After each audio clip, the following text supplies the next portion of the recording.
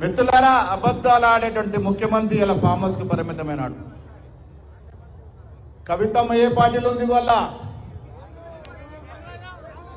ఏ పార్టీలో ఉంది ఆమెకే తెలియదు. 42% రిజర్వేషన్ ఎవరు ఇచ్చారమ్మా? దానికోసం ఎవరు కష్టపడ్డారు? దానికోసం మహేష్ గౌడ్ కష్టపడ్డాడు, మా పొన్నం ప్రభాకర్ కష్టపడ్డాడు, మా షెట్కర్ కష్టపడ్డాడు, మా దామన్న కష్టపడితే 2 సంవత్సరాలుగా కామారెడ్డి డిక్లరేషన్ ఇవ్వాలని వరకు కష్టపడి 42% రిజర్వేషన్ ఇస్తే ఆవిడ గారు రంగులు పూసుకుంటున్నారు. జగ్గన్న చెప్తాడు శాసనం. అసలు ఆవిడకి ఏం సంబంధము? రిజర్వేషన్ ఏం సంబంధం ఆమెకి? 42% రిజర్వేషన్ మనం ప్రయత్నము చేస్తున్నప్పుడు ఆమె ఎక్కడుంది? కవిత గారు ఎక్కడున్నారు? జైల్లో ఉన్నారు. ఆవిడట మనము 42% రిజర్వేషన్ ఇస్తే ఆమె రంగులు పూసుకుంటుంది. రంగు కూడా మారింది, గులాబీకి వెళ్ళి బ్లూ రంగు వచ్చింది. ఇలా రంగులు మార్చేవారు మన పార్టీ గురించి మాట్లాడితే కాంగ్రెస్ పార్టీకి నిబద్ధత ఉంది, కాంగ్రెస్ పార్టీకి స్టాండర్డ్ ఉంది. కాంగ్రెస్ పార్టీ అంటే ఒక మాట, ఒక కట్టుబడి.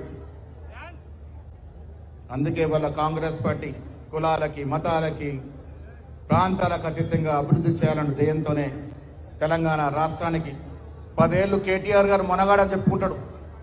చాలా మంచి ఇంగ్లీష్ మాట్లాడతాడు.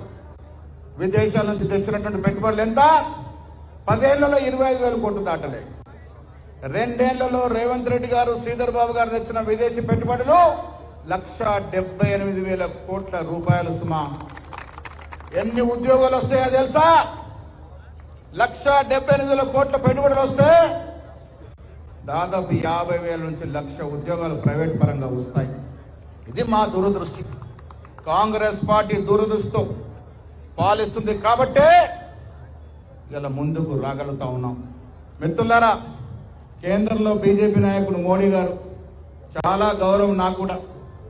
2014లో 2 కోట్ల ఉద్యోగాలు ఇస్తారని, బ్యాంకులో లక్షల సొమ్మేస్తారని ఆశపడి ఓట్లేసినాం. 14 నుంచి 19 వరకు ఎన్ని ఉద్యోగాలు ఇచ్చాడు మనకి? కేంద్రంలో ఉన్న ఉద్యోగాలు పీకేశాడు. ప్రైవేట్ సంస్థలకి ప్రభుత్వ రంగ సంస్థలన్నీ కూడా అమ్మేస్తా ఉన్నాడు, తాకట్టు పెడతా ఉన్నాడు.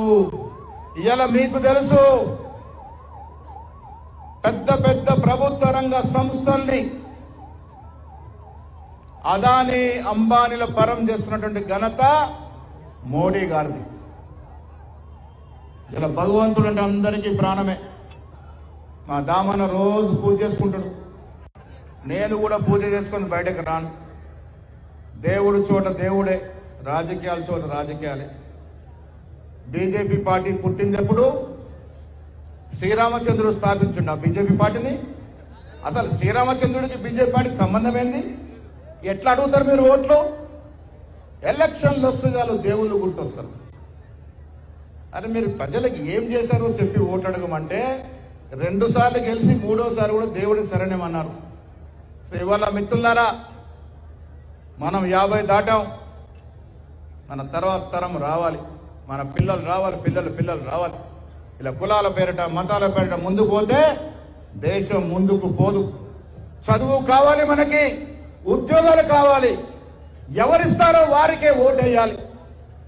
ఇలా కాంగ్రెస్ పార్టీ ఉద్యోగాలు ఇస్తా ఉంది, ఉపాధి ఇస్తా ఉంది, ప్రశాంతమైన పాలనను సాగిస్తా ఉంది. రేవంత్ రెడ్డి గారు యువ ముఖ్యమంత్రిగా, బట్టి విక్రమార్క గారు యువ నాయకుడిగా, ఇలా దామన్న మొదలుకొని మా మంత్రులంతా కూడా నిరంతరం ప్రజల్లో ఉండి ప్రజాసేవ చేస్తా ఉన్నారు. ప్రజల ఆకాంక్షలు, ఆశల మేరకే పాలన సాగిస్తా ఉన్నారు. కాబట్టి కాంగ్రెస్ పార్టీకి వెన్నుదన్నుగా ఉండాల్సిన అవసరం ఉందన్నమాట కూడా ఈ సందర్భంగా మనవి చేస్తా ఉన్నాను. మిత్రులారా, ఈ పాదయాత్రలు ఎన్నికల కోసం కాదు, ఇది వచ్చే 3 ఏళ్లు కొనసాగుతాయి. ఇలా మీనాక్షి మేడం వచ్చారు పాదయాత్రకి, రేపు ముఖ్యమంత్రి వస్తారు, ఆ తర్వాత రాహుల్ గాంధీ వారు వస్తారు.